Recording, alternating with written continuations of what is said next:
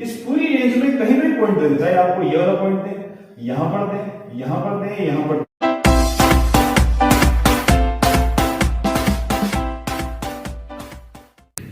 Hello, welcome to channel Guruji once again.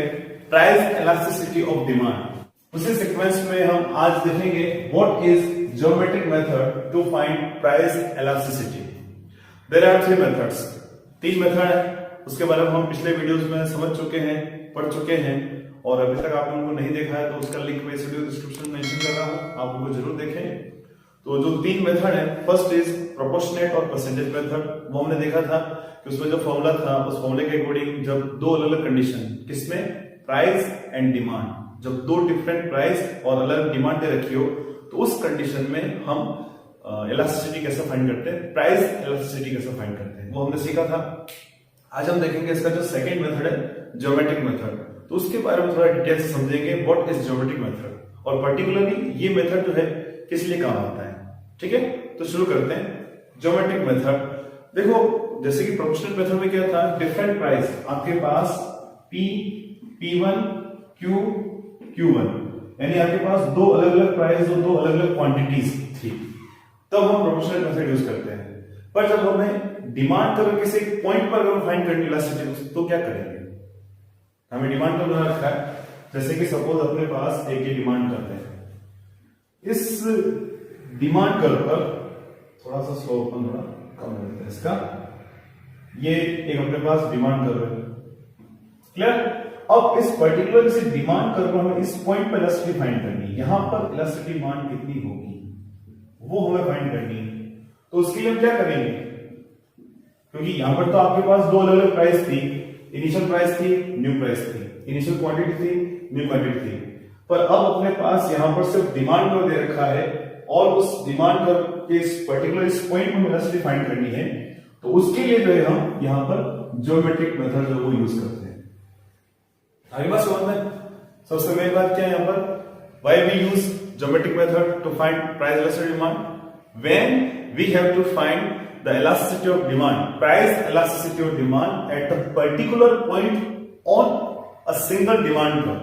किसी एक demand curve पर हमें पर्टिकुलर किसी पॉइंट पर इलास्टिसिटी फाइंड करनी है, उस कंडीशन में हम ज्योमेट्रिक मेथड यूज करते हैं। ओके, अब इस पॉइंट को हम फाइंड करेंगे तो क्या करते हैं हम यहां पर इसके लिए टेंजेंट लाइन खींचते हैं। ठीक है, एक हम टेंजेंट लाइन ड्रॉ करेंगे और उस टेंजेंट लाइन, ये टेंजेंट लाइन हमने यहां पर खींची और उस टेंजेंट लाइन पर फिर हम ये वाला फॉर्मूला जो है वो अप्लाई करते हैं। फॉर्मूला क्या है इसका, lower section of the demand curve upon upper section of the demand curve. मतलब इस पॉइंट से इस डिमांड कर्व का जो ये लोअर सेक्शन, यानी ये जो हमने टेंजेंट लाइन खींची है, इसका लोअर पार्ट कितना है और इसका अपर पार्ट कितना है, हम लोअर पार्ट में अपर पार्ट का डिवाइड करते हैं। सपोज अगर यहां पर लोअर पार्ट है 2 और अपर पार्ट है 3, तो अकॉर्डिंग टू फॉर्मूला 2/3 कितना हो जाएगा अपने पास यहां पर 0.666 आ जाएगा। ठीक है, तो इस प्रकार से हम यहां पर इलास्टिसिटी को फाइंड करते हैं। अब ये तो बात हो गई कि ये मेथड क्यों यूज करते हैं, why we use geometric method, और इसका फॉर्मूला क्या है, कैसे यूज करते हैं। अब बात करते हैं कि इसकी ज्योमेट्रिक मेथड के अकॉर्डिंग कौन कौन सी कैटेगरीज हो सकती है, how many categories the elasticity of demand, price elasticity of demand, वो कौन कौन सी कैटेगरीज हो सकती हैं, तो उसको थोड़ा सा हम यहाँ पर समझेंगे। तो उसको समझने के लिए हम क्या करते हैं, डायरेक्टली एक टेंजेंट लाइन खींच लेते हैं। हम ये मानते हैं कि डिमांड का जो दे रखा है उससे टेंजेंट लाइन हम खींची है, एक स्ट्रेट लाइन में डिमांड को मान लेते हैं, या फिर डायरेक्ट एक टेंजेंट लाइन को लेते हुए प्राइस इलास्टिसिटी को हम फाइंड करेंगे कि प्राइस इलास्टिसिटी डिमांड क्या है। क्लियर, तो इसके लिए अब हमें डिमांड को ड्रॉ करना होगा, फिर उसकी अलग अलग कंडीशंस को देखते हुए हम यहाँ पर इसकी कैटेगरीज को डिसाइड करेंगे कि कौन कौन सी कैटेगरीज होती है। वीडियो अच्छा लगा तो लाइक जरूर करें, ठीक है, नहीं लग रहा है तो डिसलाइक करें, कोई दिक्कत नहीं। तो इसके लिए हम यहाँ पर एक डिमांड का स्ट्रेट लाइन या फिर वो जो टेंजेंट लाइन है वो लेते हैं हम। ठीक है, एक लाइन हमने यहाँ पर ले ली।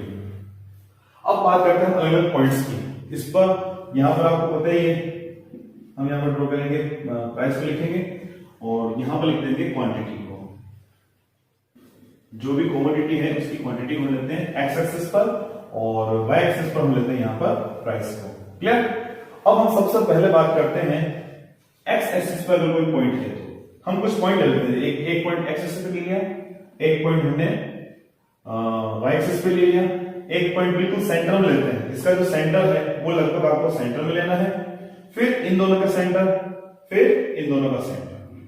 जैसे सेंटर इसका यहां पर आ रहा है, तो ठीक है, ये हमने कुछ 5 पॉइंट ले लिए, हम यहां पर नाम देते हैं और लेबलिंग कर देते हैं A B C D and E. ठीक, अब हमें इन अलग अलग पॉइंट्स पर प्राइस इलास्टिसिटी फाइंड करनी है। फॉर्मूला हम ये वाला यूज करेंगे, lower section of the demand curve upon upper section of the demand curve. इसको और अच्छे से समझने के लिए हम इसको नंबर्स दे देते हैं ताकि आपको अच्छा समझ में आ जाएगा। यहाँ पर ए ई अपॉन ए ई करेंगे तो आपको समझ में इतना आएगा नहीं, इसलिए हम क्या करते हैं नंबरिंग देते हैं। सपोज ये 0 नंबर ले लिया, ये 1 centimetre, 2 centimetre, 3 centimetre and 4 centimetre, ये हमने यहाँ पर इसके नंबर्स दे दिए। अब हम यहाँ पर फॉर्मूले का अप्लाई करेंगे। सबसे पहले ई पॉइंट लेंगे। पॉइंट ई पर लोअर सेक्शन क्या है, कुछ नहीं है, 0, तो लोअर सेक्शन हो जाएगा यहाँ पर अपने पास 0 और अपर सेक्शन कितना है 1 2 3 4 सेंटीमीटर। हम 0 में 4 का डिवाइड करेंगे, आंसर कितना आएगा, कितना आएगा 0, आंसर 0 आएगा। इसका मतलब यहां पर इस पॉइंट पर इलास्टिक डिमांड कितनी हो जाएगी आपके 0। क्लियर, बिल्कुल सिंपल सा, कोई दिक्कत वाली बात नहीं। अब हम बात करते हैं पॉइंट डी पर। At the point D lower section कितना है 1 सेंटीमीटर, अपर सेक्शन 1 2 3, कितना सेंटीमीटर आपके सामने, लोअर 1 सेंटीमीटर, अपर सेक्शन 1 2 3 का डिवाइड करेंगे हम यहां पर। ठीक है, तो आंसर क्या आ जाएगा, लगभग अपने पास 0.33। ठीक है, तो ये क्या एक से कम आ रहा है आंसर, तो इस कंडीशन में क्या हो जाएगी, elastic demand is less than 1, यानी यहां पर इलास्टिक डिमांड वो 1 से कम है। ठीक, अब बात करते हैं पॉइंट सी की। पॉइंट सी पर लोअर सेक्शन 1 2 सेंटीमीटर, अपर सेक्शन 1 2, ऊपर भी 2 सेंटीमीटर, डिवाइड का आंसर क्या आएगा 1। इसका मतलब यहां पर जो इलास्टिक डिमांड है वो क्या हो जाएगी 1 के बराबर। 1 कब होगी, जब लोअर सेक्शन अपर सेक्शन दोनों बराबर हो। ये बात ध्यान रखना। हम यहां पर समझ रहे हैं कि अलग अलग पॉइंट इलास्टिसिटी कैसे फाइंड करते हैं, क्यों होती है, कैसे होती है। अब हम बात करते हैं पॉइंट बी की। पॉइंट बी पर आप देख रहे हैं 1 2 3 लोअर सेक्शन 3 और अपर सेक्शन ओनली 1, तो यहां पर आंसर क्या जाएगा आपके 3। इसका मतलब यहां पर इलास्टिक डिमांड क्या हो जाएगी मोर देन 1, 1 से ज्यादा। हम क्या होता है हमेशा इलास्टिक डिमांड को मोर देन 1 लेस देन 1 या 0 से डिनोट करते हैं। तो आप देख रहे हैं यहां पर 1 से कम ही है, 1 के इक्विवेलेंट है और 1 से ज्यादा है। अब बात करते हैं पॉइंट ए की, जहां पर लोअर सेक्शन आप देख रहे हैं 1 2 3 4, लोअर सेक्शन हो गया 4 और अपर सेक्शन क्या है, कुछ नहीं, कुछ दिख रहा है क्या आपको, कुछ भी नहीं है 0, तो यहां पर 0 को डिवाइड करेंगे, आंसर क्या होगा इंफिनिटी। इसका मतलब इस पॉइंट ए पर जो प्राइस इलास्टिसिटी हो जाएगी वो इक्वल टू इंफिनिटी। तो ये अलग अलग 5 कैटेगरीज हमें देखने को मिलती है।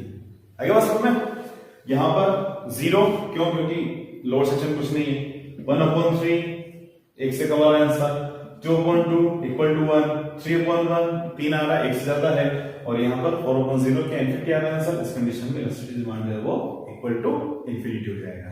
क्लियर। अब हम बात करते हैं कि अगर एग्जाम में अगर आपको पूछते हैं, एग्जाम में किस प्रकार का क्वेश्चन पूछा सकता है, हो सकता है आपको पूरा मेथड पूछे, what do you mean by geometric method, explain the geometric method to find price elastic demand. तो इसको थोड़ा सा हम और एलिब्रेट करके यहां पर समझ सकते हैं, फिर मैं आपको बताऊंगा कि ये मेथड यूज कब आता है। पहले उसको और एलिब्रेट कर सकते हैं, तो मैंने एक शॉर्ट में आपको बताया कैसे इसको फाइंड करना है। एग्जाम अगर आपको सिस्टमेटिकली बताना है तो कैसे आप बताएंगे, सबसे पहले लेंगे फर्स्ट कंडीशन 8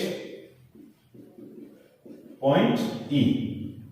ठीक है, पॉइंट ई पर क्या है, लोअर सेक्शन कुछ नहीं है, अपर सेक्शन क्या है ए ई, अपर सेक्शन दे रहा है ए ई है, तो इस कंडीशन में आंसर क्या आ जाएगा 0, इसलिए यहां पे इलास्टिक डिमांड क्या हो जाएगी इक्वल टू 0, वो वाली कंडीशन। नाउ अब हम बात करते हैं पॉइंट डी की। 8 पॉइंट डी, डी पर क्या होगा, लोअर सेक्शन है ईडी और अपर सेक्शन है एडी, ईडी अपॉन एडी। और आप क्या जानते हैं यहां पर कि जो एडी है वो मोर देन, या फिर हम इसे लिख सकते हैं लोअर सेक्शन कम है, देखिए आप लोअर सेक्शन पार्ट कम है, तो ED is less than AD, so elastic demand is less than 1। ठीक, now third point C, 8 point C। अब C पर क्या होगा, वही कंडीशन है, C पर लोअर सेक्शन CE और upper section AC, CE upon AC। अब आप क्या देखेंगे यहाँ पर CE एंड AC दोनों इक्वल है, दोनों बराबर है, इस कंडीशन आंसर क्या आएगा, एक आएगा, हमने इधर न्यूमेरिकल से इधर नंबर से लिया था, तो ये हो जाएगा आपके elastic demand is equal to 1। Now 8 point B, अब B पे क्या हो जाएगा, BE अपॉन AB, BE क्योंकि लोअर सेक्शन है BE और अपर सेक्शन है AB, तो आप क्या देखेंगे यहां पर BE is more than AB, so elastic demand is more than 1, क्योंकि ऊपर वाला पार्ट ज्यादा नीचे वाला पार्ट कम है, तो जाएगा आंसर 1 से ज्यादा आएगा। नाउ 8 पॉइंट A, ऊपर वाले पॉइंट को लेते हैं, 8 पॉइंट A। अब अगर हम A की बात करें तो उस कंडीशन क्या हो जाएगा, AE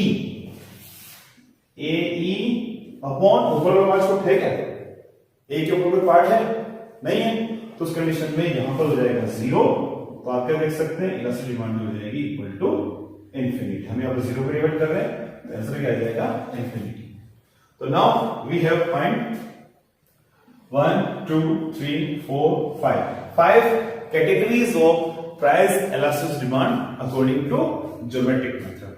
क्लियर, ये तो बात हो गई, हमने पहले इस मेथड को समझा, इसकी डेफिनेशन क्या है, ठीक है, क्यों हम इसका यूज करते हैं, फॉर्मूला क्या है इसका, कैसे यूज करते हैं, और नंबर के थ्रू हमने इसी में समझा कैसे। अगर सिस्टमैटिक एग्जाम में आपको पूछते हैं एलिब्रेट करना है इस मेथड को, तो आप इस तरह से इसको डिनोट कर सकते हैं।